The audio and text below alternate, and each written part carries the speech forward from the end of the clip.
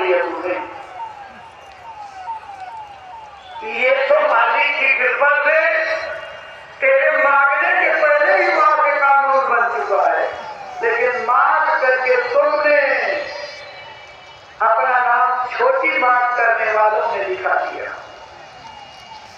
जा, तो मालिक का वचन है तुम्हारी मांग पूरी होगी, लेकिन याद रखना ये नजीर बन गई।